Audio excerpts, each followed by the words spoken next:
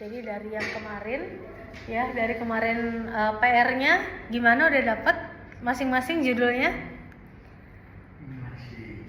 Masih belum klik ya, boleh. Kira-kira Vira apa Vira? Judul penelitiannya masih yang kemarin. Oke. Strategi apa? Penghargaan kepemimpinan dan pelatihan. Ada berapa variabel? Berarti ada berapa variabel? Variabel X-nya 3. Karena ini 1 berapa yang aktif. Oke.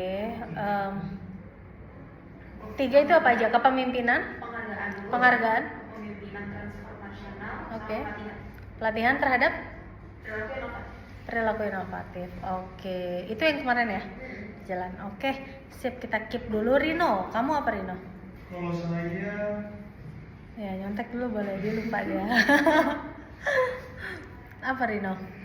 menumbuhkan perilaku inovatif di kalangan generasi milenial. Titik 2, peran sikap egalitarian dan kolaboratif dalam organisasi. Oke, itu judul yang kemarin? Ya. Oke, udah klik itu judulnya? Generasinya masih saya lihat dulu dari tulisan saya. Oke, tapi dari segi pemahaman si makna penelitiannya tahu kesenjangannya di mana? Karena gini, ketika kita buat penelitian, ya memang kita cari judul yang keren. Kebanyakan mahasiswa suka judul yang keren. Apa ya judul yang keren gitu ya? Tapi jangan sampai mahasiswa tuh nggak tahu makna kenapa kita mesti buat ini. Ya, saya sebagai dosen penguji sering kali pertanyaan pertama saya adalah ke mahasiswa gini, apa urgensinya penelitian ini dilakukan? Ya, jangan sampai kita buat penelitian ini karena ya ini bagus Bu gitu, ini keren gitu. Ya apa urgensinya? Apakah ada kesenjangan di sana? Apakah ada sesuatu yang perlu kita teliti? Nah, kalau tadi Rino udah ngomong tentang tadilah judulnya panjang ya, menumbuhkan sikap Egalitarian.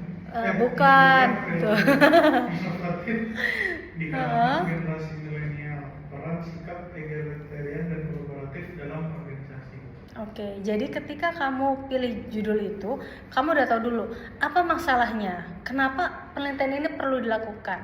Emang dengan sikap inovatif tadi ada ngaruhnya nggak sih sama perilaku yang tadi mau diteliti selanjutnya?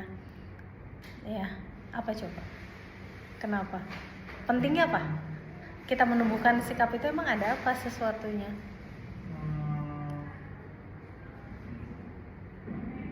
Supaya gimana mau? Jadi pengen tahu aja gitu Bu, apakah sikap egaliter itu yang meniadakan Egaliter sistem itu kasta, oke. kayak sistem tingkatan hierarki gitu Bu, di dalam organisasi. Jadi kayak misalnya nggak ada ibaratnya menjunjung tinggi kesetaraan lah. Egaliter itu kesetaraan. Iya, itu bakalan mempengaruhi nggak dalam pekerjaannya dalam berperilaku inovasi gitu. Apakah semakin rendah tingkat kesetaraannya, maksudnya apakah semakin setara semakin inovatif atau tidak gitu. Emang ada fenomena apa dengan kesetaraan itu tadi? Misalnya kayak banyak kan Bu, kayak misalnya di suatu perusahaan Bu ada yang ini banget itu, misalnya kayak antara manajernya atau sama tim-timnya gitu mungkin agak gimana gitu, bisa agak gimana ya Om? Gimana tuh ngomongnya? Dia juga bingung nih gimana kita yang dengerin. Dia ngomongnya bingung nih, kita dengerinnya juga bingung nih Rino. Gimana? Emang gini, berangkatnya teman-teman dari fenomena dulu ya. Bedakan kualitatif dan kuantitatif ya.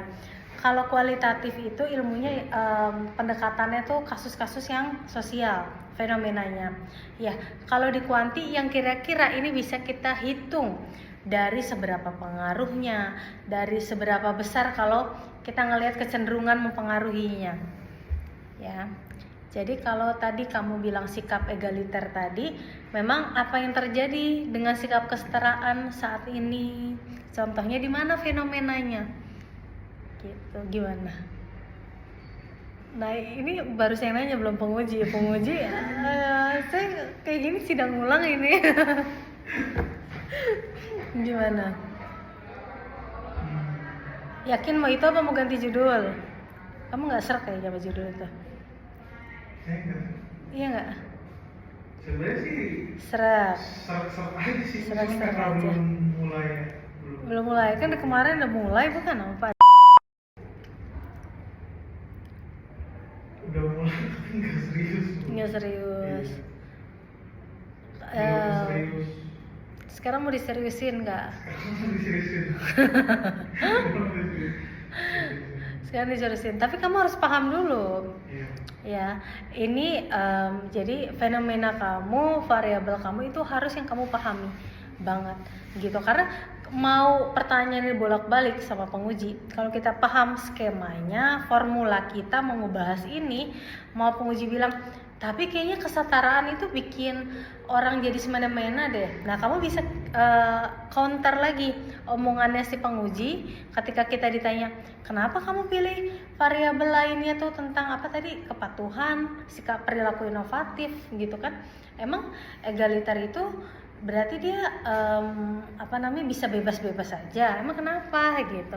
Nah, kita mesti punya jawaban A, B, C-nya gitu. Makanya pilih, kemarin saya bilang sama Vira ya, pilih judul yang kita pahami banget. Jadi mau diputar-putar sama penguji, kita tuh nggak kalah gitu. Penguji layaknya maknanya nguji.